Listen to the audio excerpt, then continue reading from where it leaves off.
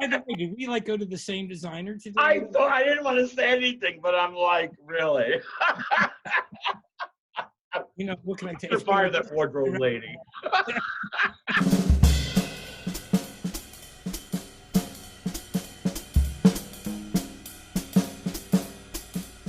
Today, I have as a guest somebody who some of you might not know because I am going to venture outside the bounds of Lancaster County, all the way to Berks County, and to talk to my friend and co-artistic director, Mr. Larry Fecho from Genesius Theatre, that has been around a long, long time. It has a very interesting history, so we're going to talk about that. So, hello, Larry. How are you?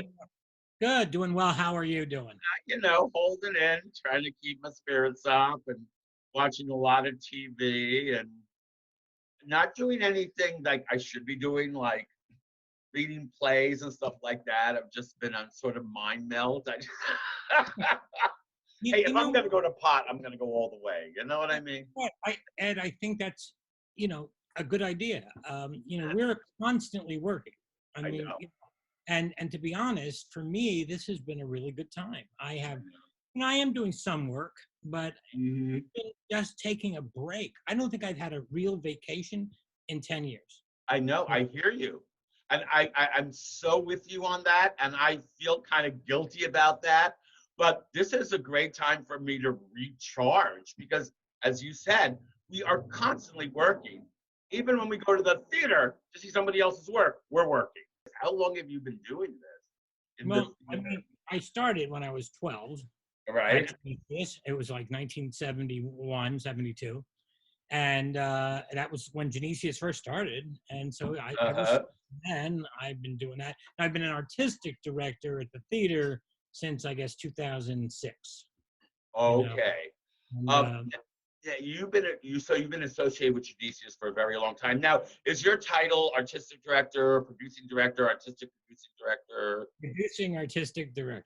Yeah, mine is too, producing artistic, which means you basically do everything. Except Exactly. I'm very good because I'm an operations manager, so I don't have to take care of anything. I just like do all the show busy stuff. All the production. Well, I have a combination of, I do a little bit more of the operations. I'm also a development director right now because we're trying to build money to maybe get a development director. Right, so, I hear that. The issue. But it's been, now with this situation. I know. Who knows? I was, we're in our 49th year, going in our 50th year next 2021. And in 1971, Jane Simon Miller, she had done a lot with Reading Community Players and Reading Civic Opera at the time, but she really wanted to work with young people. And that was a very new thing back then. Okay, when I was a kid in the theater, it was kids seen and not heard. Like they needed you sometimes in the show, but it was really a party for the adults. It was like bowling. So her idea to bring teens and have them do whatever in the theater was a very new thing. When she did it, she started Genesius with no money. She had no money. She just somehow got a building and somehow got lumber and somehow, she was an amazing woman. And started the theater. And she was very talented, a very director type and an actress. But there was controversy. Oh my God, between the other controversy. Yeah, because she left the other two theaters, and then it was about loyalty, like major loyalty. We don't understand the loyalty thing today, but we might, but nobody else does. We've talked about this. So, there was just bad blood, that she was doing this, and they were upset. They didn't need it. Why do we need a third theater group in Reading, at the time? And so basically, she started the place, and we did a show a month. We would close the show on Saturday night, open the, tech on Sunday, open the show, I did that for a long time.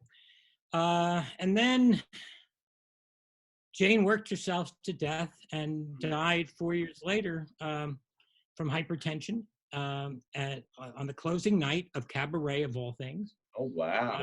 Yeah, yeah. And she was a very magical woman. At her funeral, she loved rainy days. And of course, the day that she was to be buried, it was a sunny day. And the cars got to after the viewing, got up to the cemetery, and it started to pour.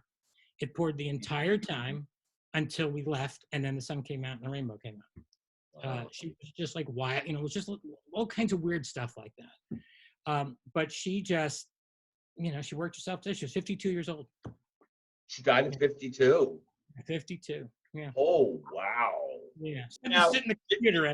there's a musical about Genesius, right? There's a musical. Yeah, Genesius. Yeah. Genesius the musical. Now, am I wrong that Patti LuPone was in it, or? No. There's actually two shows. Okay, 2 shows. Our show, Genesius the musical, which Michael and I wrote, which is about that story that I just told you, her dying and Michael moving on and etc. And Douglas Carter Bean, okay, he's why I'm missing. He was, a peer of mine in the 70s. He wrote a musical called Shows for Days, because we used to say that all the time back in the day, oh, we're doing shows for days. And so Patti LuPone, yes, played Jane in that show. The show gets performed across the country, and we were in the New York Times, and it was pretty cool. When we started getting Genesius going, I said, they were doing real small little shows, like the Little Nonsense and those kind of things. And those are all fun. But I said, we need to do something big. And we did Tommy. And that changed everything. And we've been growing since. And when going back just a little bit, the theater where it is now wasn't the original building, correct? Am I right in that? You're right. The first building was at 711 Penn Street, right near the railroad tracks on Penn. And it's where the DoubleTree sits. And that building, it was a parking lot for many years. See, what they were going to do is they were going to tear down all of between 6th and 8th on Penn Street and build, are you ready? A mall, okay, like an indoor mall, but the train was going to go through it. Okay.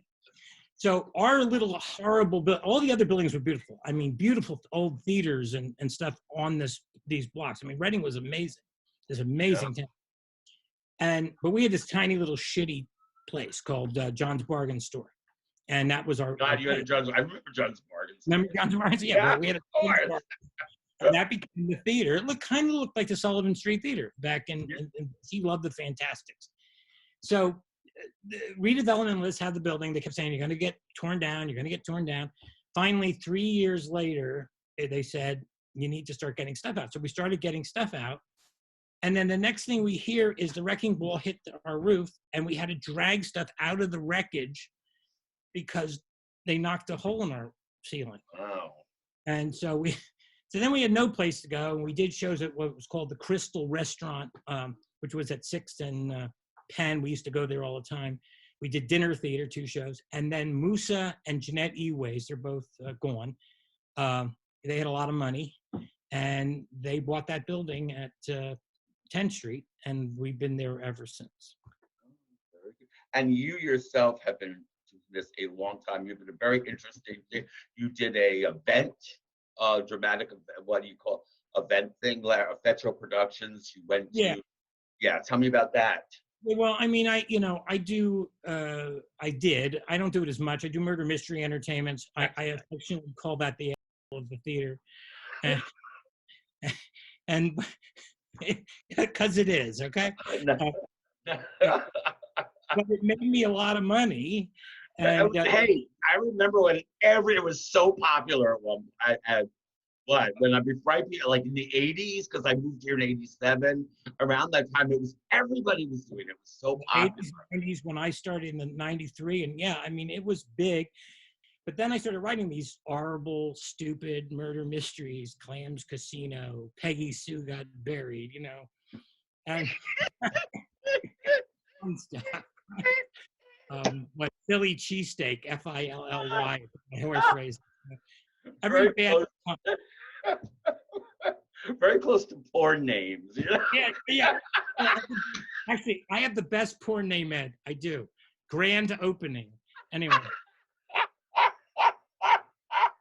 Do you what do you enjoy producing, directing though?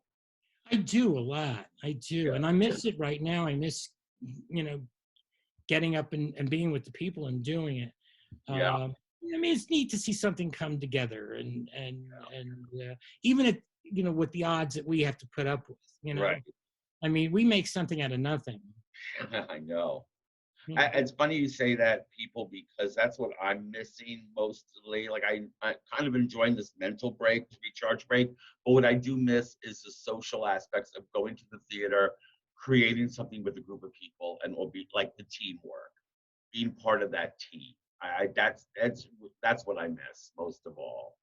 No, You know? I agree. I mean, we because you got such a bond with these people, Yeah. and you have your loyal group, and I have a loyal group, and then everybody splinters off and goes different places, and that's cool too. I don't have a problem with that. I mean, Yeah.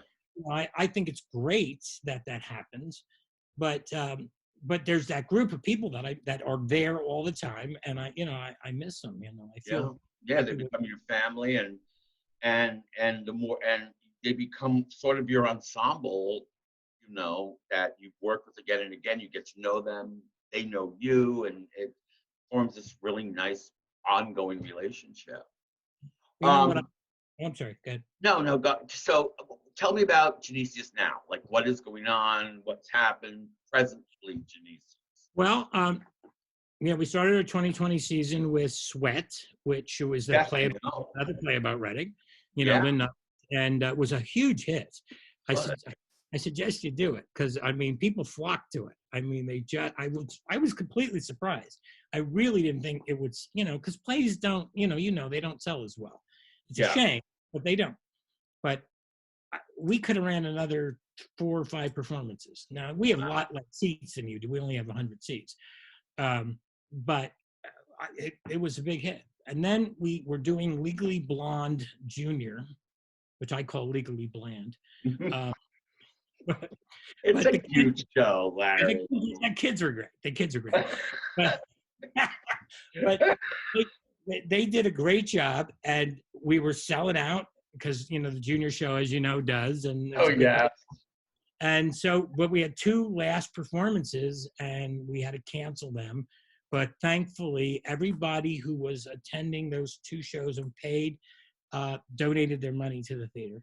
Right. So we didn't lose those last 2 days. And we were in the middle of doing Dogfight, which I can't wait to do. We have a great cast. It was a musical I didn't even know of. And then a bunch of the young people said, "Oh, you got to look at Dogfight. You got to look at Dogfight." And I love it. So we were in the middle of that. And then we have Shrek, was supposed to be in June. We were actually opening Dogfight April 24th. Right. Shrek was next for our teams. That was our team group. And then Evita, directed by Chris Barat, in August. I was going to do Bright Star, which I can't wait to do, in October. And then in this December was Jekyll and Hyde, directed by Chris Barat. And Becca Melenis is directing Shrek. But what happened, what's happening is I just sent out, I did a video to all our people and just said, these are the 6 scenarios that could happen. If we, blah, blah, blah. If we, blah, blah, blah. This may happen. So I'm in the process of that right now. We just last week developed. I have 3 scenarios. Yeah. I think the most likely for us is probably going to be August. I mean, that is the most hopeful scenario. Yeah, and I'm thinking that will happen as well. How are you guys gonna be surviving? You gonna be okay? Do you? Right now we're good. Okay. Right now we're good, and thank you, and I hope for you guys as well. Yeah, we're good right now. Yeah, I mean, I think we could go to September if we had to. After that, it's going to get a little sketchy. I mean, I call us a charity. We do a lot of good for our community, for young people, and just for the arts in general, as do you. And we're very important to the general civilization, I believe. Right. But I think it's, I feel funny asking people for money when, like you said, do they have it even?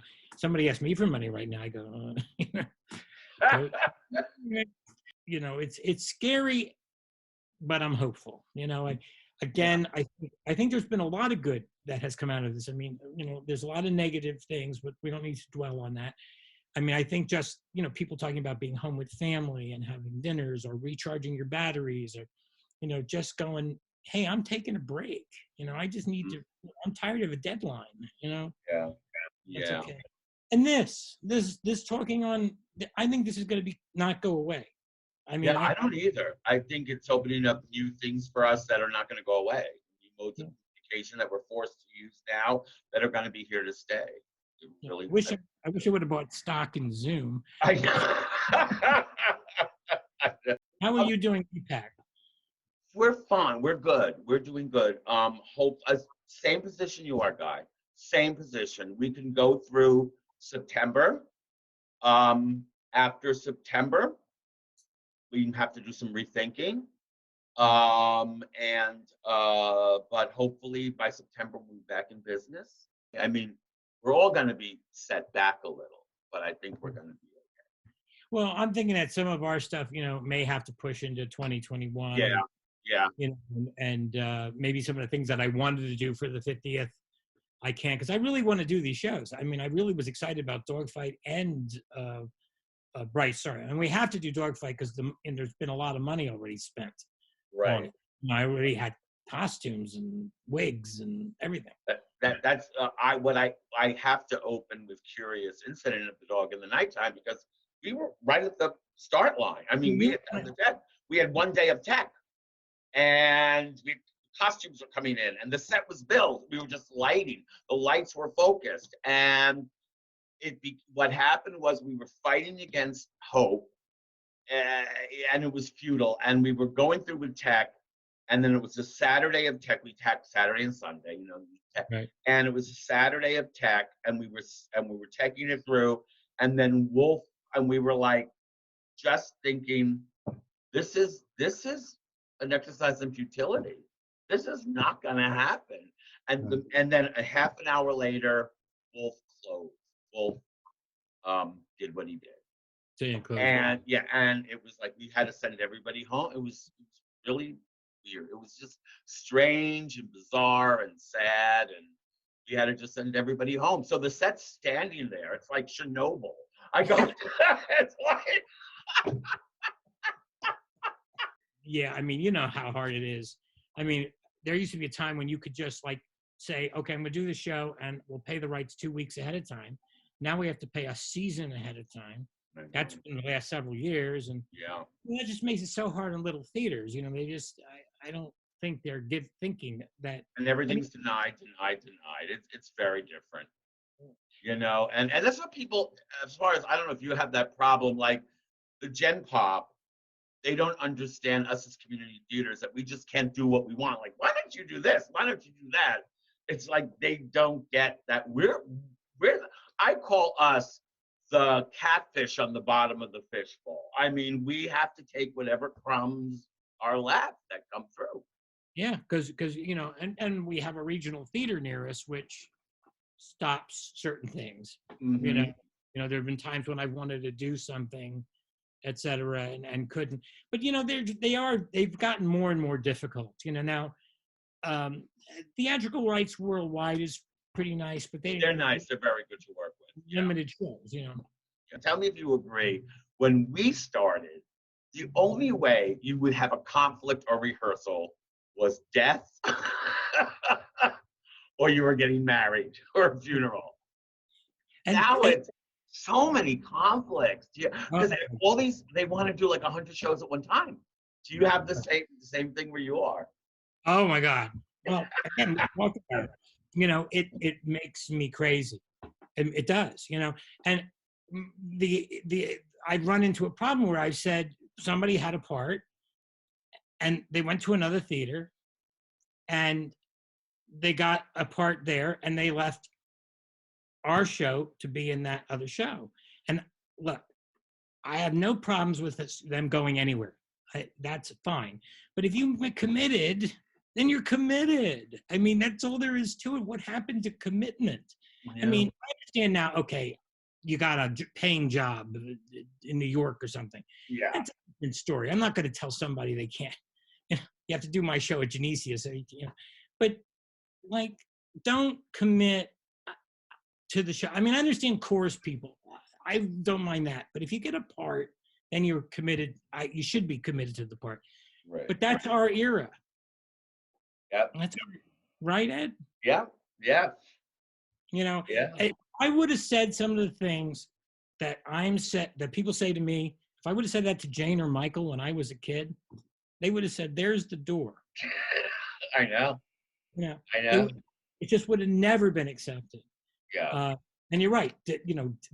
Death and like a funeral that you had to go to, or hey, I know people who their mothers died on opening night and did the show that night. Yeah. Yeah. I don't think that happens as much today. Or a vacation that's or a vacation that's been planned for 6 months. It's like, okay, give me your conflicts up front, but it's a new world, Gold, a new world.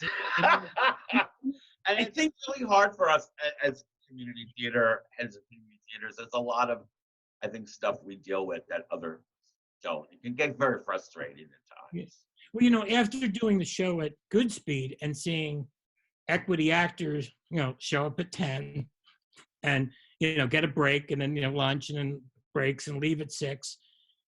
It's like, how wonderful if we could pay the actors. Yeah. Because you have more control over your situation. Where this is, I mean, look, I did Memphis 2 years ago, and literally I didn't have a full cast until opening night. Okay, so every rehearsal was different people. I still don't know how the show. You're not telling me anything that I haven't experienced. Like, if you have a whole cast on tech, you're lucky. Wow, thank you. Oh my God, I have the whole cast. How many times have you stopped a rehearsal and say, "Is this the first time we're all here? Oh wow, we're all in the same room." Exactly. I've done the same thing. It's like, happening. I think one show recently, I forget which one it was, might have been Fun Home. I literally had everybody, but it's small cast. I had everybody there the whole week. It was like manna from. I almost went out and had champagne. And but with all that, with all the kvetching, the people that do put their heart and souls for us, we love them, right? I mean, we kvetch, but I mean, these people do part-time jobs for free because I know you demand a lot, and I know I demand a lot. Yeah. And your rehearsal schedule is basically the same as my rehearsal schedule. So I know that these people commit to us for basically a part-time job, 20 hours a week, more so, 20 hours for free. And also, you think of the tech people, even though there's some stipends there, it's stipends. Yeah. And the time they put in and the expertise, you're right. I mean, you're right. And people, and normal people, like I said, the Gen Pop, they don't understand the time that these people put in. Yeah. And, young kids, older people, it's quite a commitment. And I even tell like new people, they say, "I really want to do that," and I say, well, I try to tell them right away, this is this, know this, but yeah. I do. With all the kvetching, I love it. I love our people. We're very lucky, Ed, and we got great places that we work. And it is a constant. Where's the money? And where are the people sometimes? And but I think we're very fortunate, and I'm that I was touched when you asked to do this. I think we do have to stay together, especially we all care about the same things, and we're all in the same business. And I think we have to help each other and care about each other, and make people go to the theater, and so I try. I try, but to be inclusive, but Yeah, I'm glad you decided to do this. And I wish you luck. I hope you get through this. We'll be in touch. We'll talk. If I can do anything to help, let me know. And let's just keep our fingers crossed we get through this, Lara, on this together, right? Yes, for sure. And ditto, ditto, ditto, Yeah. uh, thank you so much for the opportunity. Yeah. And before, it's you and Chris are like a two-man show there, right? You do like everything. I mean, Chris does a lot there. He's a music director as well. He's a Yeah. pianist and music director and an actor. So he does a lot of shows. But then we have one or two other directors, Dara Himes, who does our kids show, and Right. Beck one does the teen show. But Chris does a great deal, and he's a full-time teacher, elementary Wow. school. So that makes it difficult. But Chris could have been an actor in New York because he's really super talented. Like some of the things that I've seen him do. His Mr. Cellophane was the best. I hate that role. I don't like the role, and he was amazing in it. He made me like the role. That's how talented he is. But he's got the music director part, and he's got all that. But that's always also hard trying to navigate when he's directing and other people directing, and how far do I step in and how far don't I step in? And Yeah, I'm here. Yeah, I hear you. That's why. Yeah, I hear you. But I wanted to say before we go that your production of In the Heights, I raved about it at the time, and still raving about it. Your production of In the Heights was wonderful. Thank you. Really, really. I enjoyed that so much. It rocked. And we get so busy. I've seen a number of your shows, and I've loved many of them. She Loves Me actually is one of my favorite shows ever. That's a while back, but I love seeing that show. Hair was awesome. Heather's, I saw, but I wish I can get there more often. A lot of people say, well, how come we don't get to? It's like, do you know how busy I am? Oh, I know. It's because we work the same schedules all the time, and it's like it's like when I have one night off, I have a night off. I don't want to go to the theater. I'm sorry. We're always working when we're working, and we're always doing a show. And when your shows are running, I'm in rehearsal, and vice versa. Yeah. So it is tough. I mean, again, you've come to a few, I've come to a few, but hopefully I'll get to see more. And I really want to see Curious Incident because we saw it at Albright just recently. Yes, I did too. I saw it yesterday. But I didn't see it with the lighting. This was like this last thing they were doing before they went to Washington. Yes. So anyway, it was really awesome. I didn't know the play at all, and I can't wait to see what you do with it. Yeah. So. Yeah, it's. I hope. Yeah, I can't wait to see either. No. Hopefully it'll go up. I'll make sure you can get to it.